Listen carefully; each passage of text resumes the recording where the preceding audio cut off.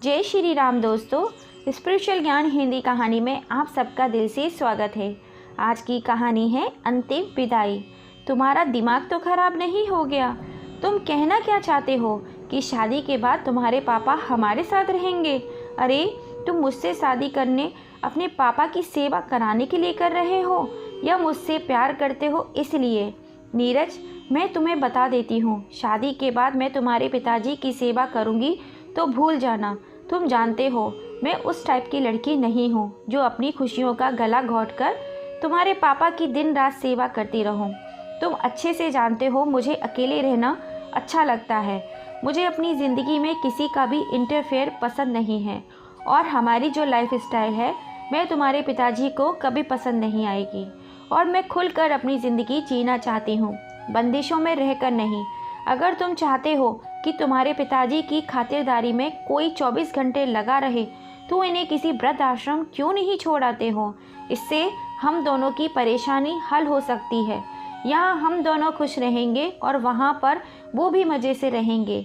दरअसल नंदिनी और नीरज दोनों ही एक शहर की बहुत बड़ी मल्टीनेशनल कंपनी में काम किया करते थे। काम करते करते दोनों की दोस्ती कब प्यार में बदल गई पता ही नहीं चला। फिर दोनों ने शादी करने का फैसला किया, इसलिए नंदिनी नीरज से ये सारी बातें बोल रही थी। तभी दीपक ने कहा, नंदिनी तुम कहना क्या चाहती हो?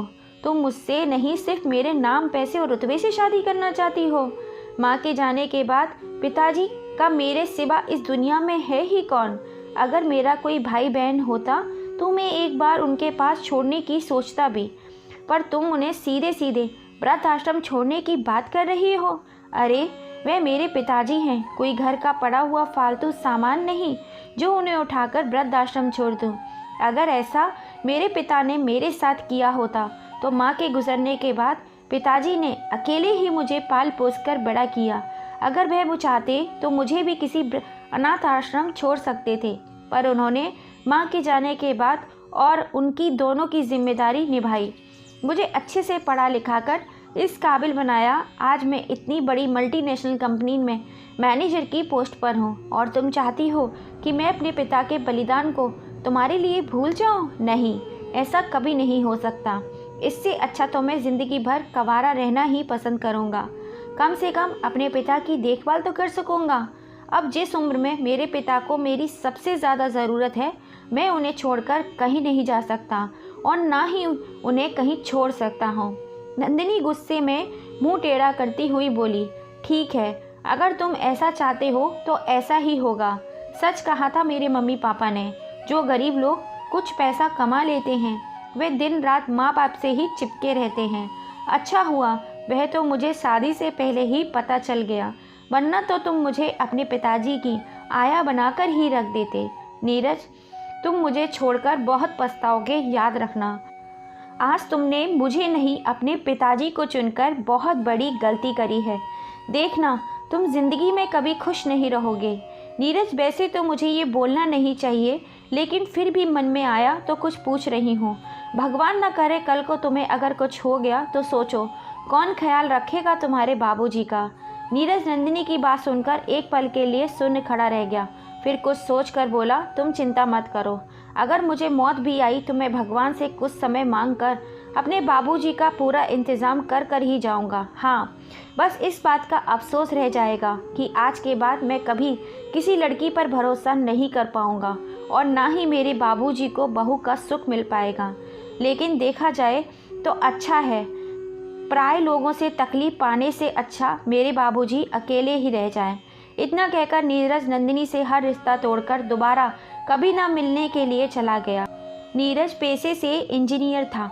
उसके बाबूजी ने बहुत तकलीफ पाकर उसे इस मुकाम तक पहुंचाया था। वहीं नंदिनी बहुत बड़े अमीर खानदान की बेटी थी। वो जैसे पैसे के बल पर छोटी मोटी इंजीनियर की जॉब कर रही थी। उसे लगा नीरज से शादी करके उसे वह अपनी मुट्ठी में कर लेगी, पर यह प्रेमिका का प्रेम एक माता पिता की ममता के आगे छोटा पड़ गया। देर शाम नीरज घर लौटा तो उसके बाबूजी राधे श्याम जी हर रोज़ की तरह खाने पर उसका इंतज़ार कर रहे थे। बेटे को आता देख राधे श्याम जी बोले, आ गया बेटा नीरज, कब से तेरी राह देख रहा था। कैसा रहा आज ऑफिस का दिन? अरे क्या हुआ नीरज, आज तुम अकेले ही आए हो? नंदिनी बिटिया नहीं आई? तुमने कहा था आज तुम लोग अपनी शादी की बात करोगे और दोनों मुझे खुशखबरी सुनाओगे। फिर क्या बात है? नीरज सर झुकाए बोला, बाबूजी आप खाना खा लो, मैं बहुत थक गया हूँ, मैं सोने के लिए कमरे में जाता हूँ। नीरज बार बार राधे श्याम जी से नजरें चुरा रहा था।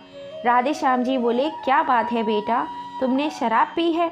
पर तुम तो कभी पीते नहीं हो, फिर आज ऐसा क्या हो गया जो तुमने अपने बाबूजी से नजरें चुरानी पड़ रही हैं? बेटा इधर मेरे पास आओ। राधे श्याम जी ने अपनी दोनों बाहें फैलाकर नीरज को अपनी तरफ बुलाया। नीरज बाबूजी की गोद में सर रखकर फूट फूट कर बस रोए जा रहा था। बाबूजी ये दुनिया बहुत मतलबी है, आखिर सच्चे प्यार की पहचान इंसान कैसे करे?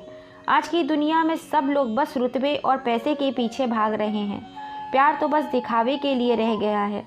मैं जीवन में दोबारा धोखा नहीं चाहता और मैं आपको तकलीफ पहुंचाने का मौका किसी को नहीं दूंगा। इससे बेहतर मैं जीवन भर अकेला रहूं। अगर ज़िंदगी में सच्चा प्यार ना मिले तो इंसान का अकेला रहना ही अच्छा है। हम दोनों एक दूसरे के साथ अपनी ज़िंदगी काट लेंगे। राधे श्याम जी नीरज के सर पर हाथ फेरकर उसे शांत करने की कोशिश कर रहे थे। अपने बेटे की तकलीफ उनके हृदय को अंदर तक चीर कर रख देती है। राधे श्याम जी इन सब के लिए अपने आप को गुनाहगार समझ रहे थे। उन्हें ऐसा लग रहा था कि मेरी वजह से मेरे बच्चे की गृहस्थी नहीं बस रही है। राधे श्याम जी अपने दर्द को छुपाते हुए अपने बेटे के सर पर हाथ फेरते हुए बोले, बेटा तुम क्यों मेरे कारण अपने प्यार को छोड़ रहे हो? मेरा क्या भरोसा, मैं आज हूँ और कल नहीं। तुम्हें तो जीवन साथी की ज़रूरत होगी। जीवन बहुत लंबा सफ़र है, किसी का साथ होना बहुत ज़रूरी है। नीरज हंसकर बोला, बाबूजी कौन जानता है कि कौन पहले जाएगा? मौत उम्र देखकर थोड़ी आती है, जब आनी होती है बस तब आ जाती है। हाँ आपने मुझे जन्म ज़रूर दिया है, पर जाना पहले किसको है ये कौन जानता है। शायद भगवान के घर से पहले मेरा बुलावा आ जाए। राधे श्याम जी अपने बेटे को डांटते हुए बोले, खबरदार, जो मेरे होते हुए तुमने पहले जाने की बात कही। अरे मरे तेरे दुश्मन। बेटा माँ बाप की अर्थी को कंधा देते हैं, वह माँ बाप कितने भाग्यशाली होते हैं। तुम क्या अपने पिता को अभागा बनाना चाहते हो? भगवान करे तुम्हें मेरी भी उम्र लग जाए। मेरे बच्चे तुम हमेशा खुश रहो, मुझे और कुछ नहीं चाहिए। मेरे कानों में तुम्हारी आवाज़ हमेशा चहकती रहे। इसी तरह समय बीतता गया। एक दिन अचानक नंदिनी अपनी माँ बाप के संग नीरज के घर पहुँच गई और अपनी गलतियों के लिए माफ़ी मांगने लगी और हाथ जोड़कर राधे श्याम जी से बोली, आप मुझे अपने घर की बहू बना लीजिए, मैं आपकी दिन रात सेवा करूँगी। नंदिनी के माँ बाप भी राधे श्याम जी से अपनी बेटी के किए अपमान की क्षमा मांगने लगे और नंदिनी नीरज की शादी करने के लिए कहा। राधे श्याम जी समझ नहीं पा रहे थे यह नंदिनी का प्रेम है या कोई लालच, लेकिन नंदिनी और उसके माँ बाबूजी की बातों में आकर राधे श्याम जी ने अपने बेटे नीरज को मनाकर ज़बरदस्ती हाँ कर उसकी शादी करवा दी। लेकिन नंदिनी ने तो आते ही राधे श्याम से अपने अपमान का बदला लेना शुरू कर दिया। ऐसा लग रहा था कि नंदिनी प्रेम के लिए नहीं बल्कि राधे श्याम जी से बदला लेने के लिए इस घर में आई थी। उसे बस एक ही बात खटक रही थी कि नीरज ने उसका इतना अपमान किया, वह उस अपमान का बदला उसके बाबूजी से ज़रूर लेगी। इसलिए तो नीरज जब कंपनी के काम से बाहर गया तो उसे उसकी बाबूजी के अपमान करने का मौका मिल गया।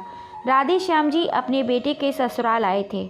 उनकी बहू नंदिनी उन्हें यह कहकर लाई थी कि बाबूजी आप कुछ दिन मेरे मायके चलो, वहाँ रहकर आपका भी दिल थोड़ा बहल जाएगा। वहाँ जाते ही राधे श्याम जी जैसे ही सोफे पर जाकर बैठे, राधे श्याम जी की बहू नंदिनी ने कहा, अरे बाबूजी यह क्या है, आप तो आते ही सोफे पर पसर गए।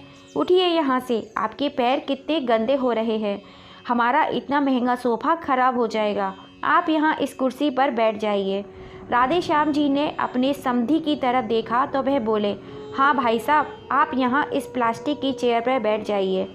अरे आप तो घर के ही मेंबर हैं, मेरे कुछ फ़ॉरेन के दोस्त आने वाले हैं। अगर उन्हें पता चलेगा कि आप अनपढ़ गंवार और गरीब हैं तो उनके आगे सारा स्टैंडर्ड ही गिर जाएगा मेरा। समधी जी की बातों से राधे श्याम जी की आंखों में आंसू आ गए। उनके शब्द राधे श्याम जी के दिल में तीर के समान चुभ रहे थे। उनसे ना तो किसी ने चाय पानी का पूछा और ना ही उनका हालचाल जानने की कोशिश की, और वह नज़रें झुकाए सोफे से उठकर उस प्लास्टिक की कुर्सी पर जाकर बैठ गए। थोड़ी ही देर में नंदिनी की भाभी आई और बोली, मम्मी जी, शांताबाई का फ़ोन आया था। उसके पति की तबीयत आज ठीक नहीं है, आज वह काम पर नहीं आएगी और मुझे आपकी दोस्तों को जैसा खाना पसंद है वैसा खाना बनाना भी नहीं आता है। तभी नंदिनी झट से बोली, अरे भाभी, इसमें टेंशन लेने की क्या बात है। अरे हमारे बाबूजी को हर तरह का खाना बनाना आता है। माँ के जाने के बाद बचपन से नीरज को यही तो खाना बनाकर खिला रहे हैं। अरे खाना बनाते बनाते हमारे बाबूजी बहुत एक्सपर्ट हो गए हैं। तभी नंदिनी ने कहा, बाबूजी, क्या आप बुरा न मानो तो आप किचन में जाकर भाभी की थोड़ी मदद कर दोगे। राधेश्याम जी बोले, क्यों नहीं बेटा, आखिर यह भी तो मेरा ही परिवार है और तुम सभी मेरे ही तो बच्चे हो। जैसे मैं नीरज के लिए खाना बनाता हूँ वैसे ही यहाँ तुम्हारे लिए भी बना दूँगा। इतना कहकर राधेश्याम जी नंदिनी की भाभी की मदद करने के लिए रसोई घर में जाने लगे तो वह बोली, अंकल जी, आप हमारे घर के मेहमान हैं, ऊपर से आपकी तबीयत भी ठीक नहीं रहती, आप रहने दीजिए, मैं कुछ बाहर से ऑर्डर कर लूँगी। नंदिनी बोली, भाभी, आप अपने कलेजे में क्यों आग लगा रही हो। जब पापा जी को कोई तकलीफ़ नहीं है तो जाइए जल्दी से खाना तैयार करवाइए। राधेश्याम जी खाना बनाने के लिए रसोई घर में चले गए। बाप बेटी सोफे पर बैठकर आराम से टीवी देख रहे थे। बहू राधेश्याम जी को यह कहकर लाई थी कि वह कुछ दिन मेरे माँ बाप के साथ रहेंगे तो उनका मन बहल जाएगा, लेकिन यहाँ तो उनसे किसी ने दो बात भी ढंग से नहीं की थी। कुछ ही देर में सभी मेहमान आ गए तो राधेश्याम जी सभी को खाना सर्व कर रहे थे। राधेश्याम जी के हाथ का खाना खाकर नंदिनी के माँ बाबूजी के सभी दोस्त चटकारे मारकर खाना खाने लगे, लेकिन जैसे ही उनकी एक सहेली ने अपने पर्स में से मोबाइल निकाला तो उसके होश ही उड़ गए, क्योंकि उसके पर्स में पैसे गायब थे। नंदिनी ने पूछा, क्या हुआ आंटी जी, आप इतनी परेशान क्यों हो। मेरे पर्स में से 50,000 चोरी हो गए हैं। नंदिनी की माँ जानबूझकर आश्चर्यचकित होकर बोली, पर ऐसा कैसे हो सकता है, यहाँ तो सब मेरे अपने हैं। हाँ, बस ये नौकर ही बाहर से आया है। नंदिनी की माँ ने राधेश्याम जी को जब नौकर बताया तो उनकी आंखें भर आईं। बहन जी, आप ज़रा रुकिए, मैं इस नौकर की तलाशी लेती हूँ।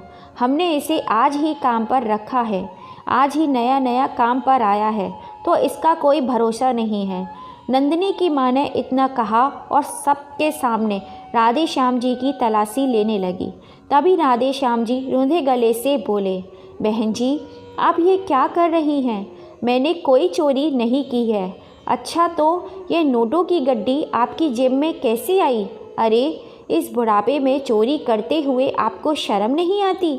इतना सुनते ही उसकी सहेली ने जैसे ही राधेश्याम जी पर हाथ उठाना चाहा कि नीरज ने आकर उसका हाथ थाम लिया और खींचकर एक जोरदार तमाचा उनकी सहेली के गाल पर जड़ दिया। खबरदार, अगर ऐसा करने का सोचा भी तो मुझसे बुरा कोई नहीं होगा, और यह कोई नौकर नहीं, मेरे बाबूजी हैं, और अगर मेरे बाबूजी की इज्जत के साथ खिलवाड़ करने की कोशिश करोगे तो मैं उसे जेल में चक्की पिसवाऊंगा। नीरज को अपने सामने अचानक देखकर नंदिनी के तो होश ही उड़ गए।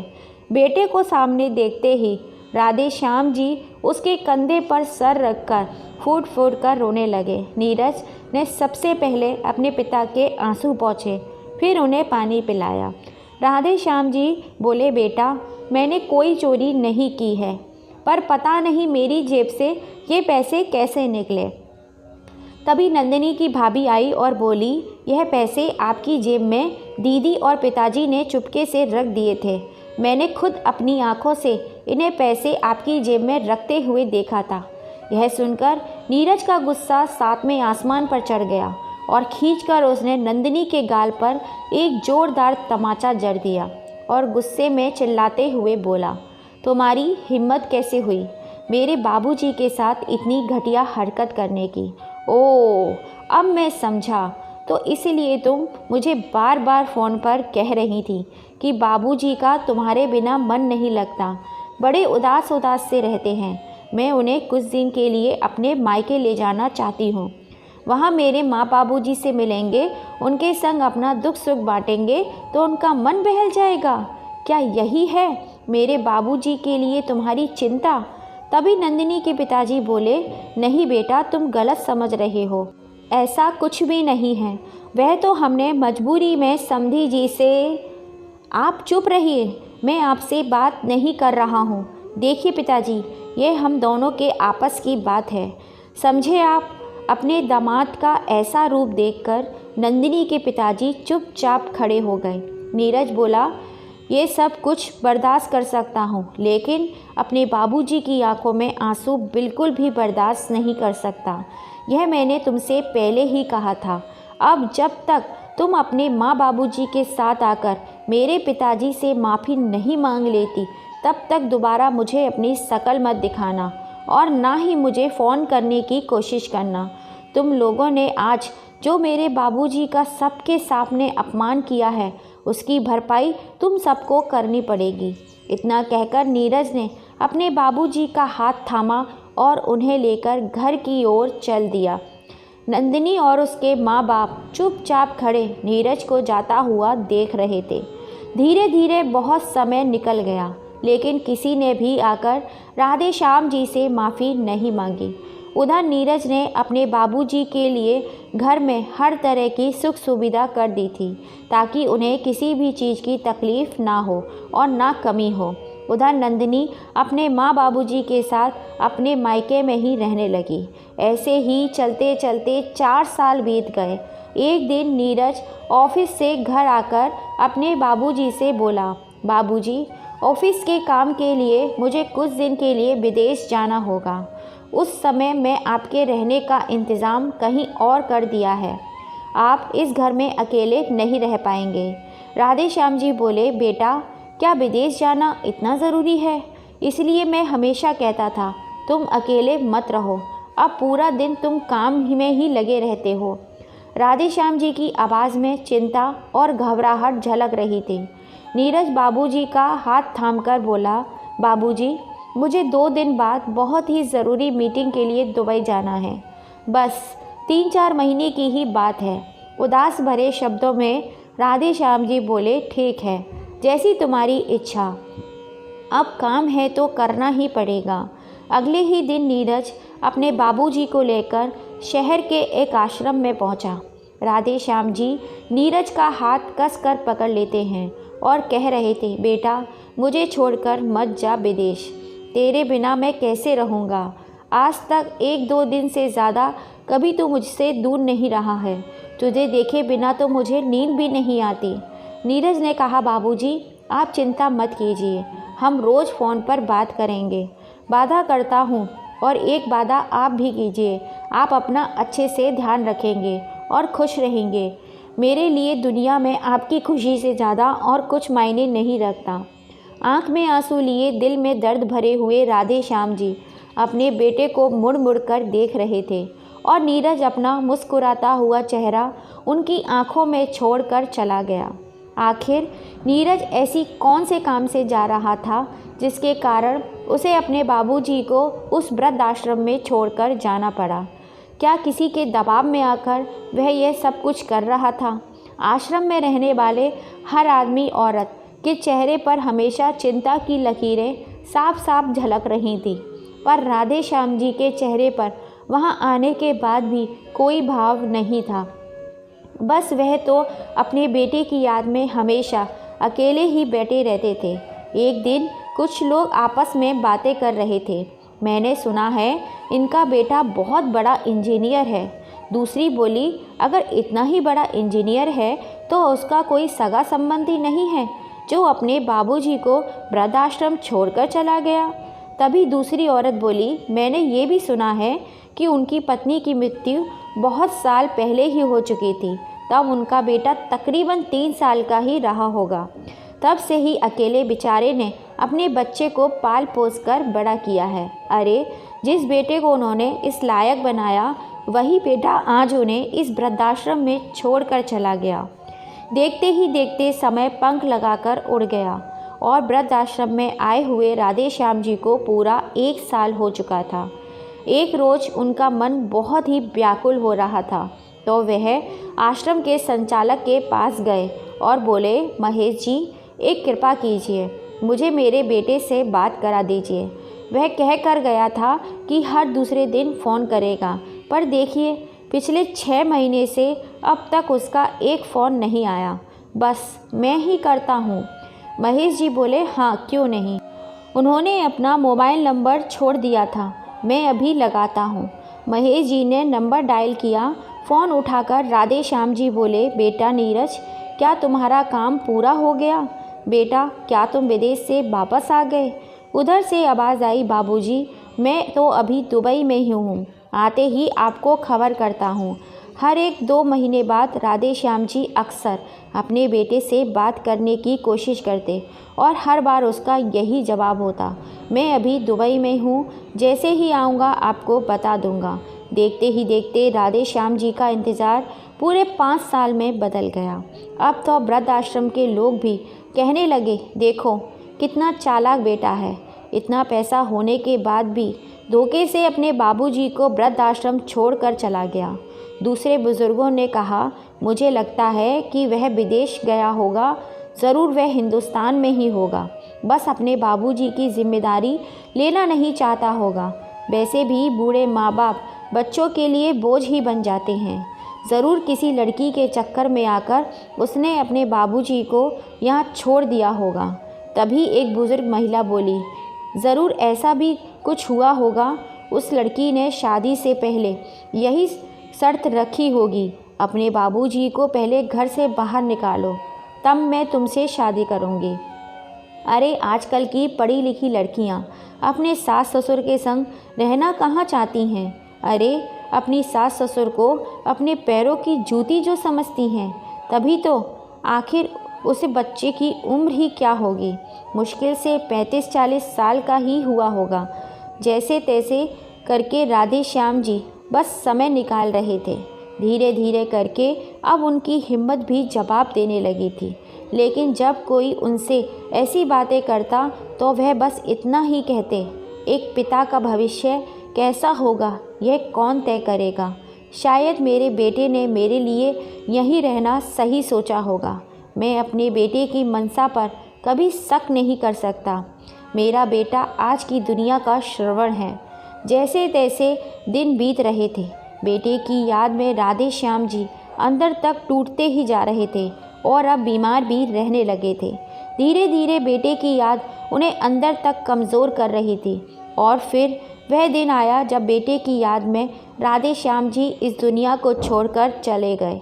तभी आश्रम के सभी बुजुर्गों ने महेश जी से कहा, इतने साल तो बेटा नहीं आया, कम से कम अपने पिता की मौत की खबर ही उनके बेटे को दे दीजिए। कहीं विदेश नहीं गया होगा, यहीं अपने देश में ही कहीं छिपा बैठा होगा। कम से कम अपने पिता के अंतिम संस्कार क्रिया को पूरा करने के लिए तो आ जाए। तब अपनी बातें कह रहे थे। इसी बीच महेश जी ने कहा, उसको सुनकर हर कोई सुन्न रह गया। उनके बेटे को मैं कहाँ ढूंढूं और कैसे खबर करूं, जब वह इस दुनिया में ही नहीं है।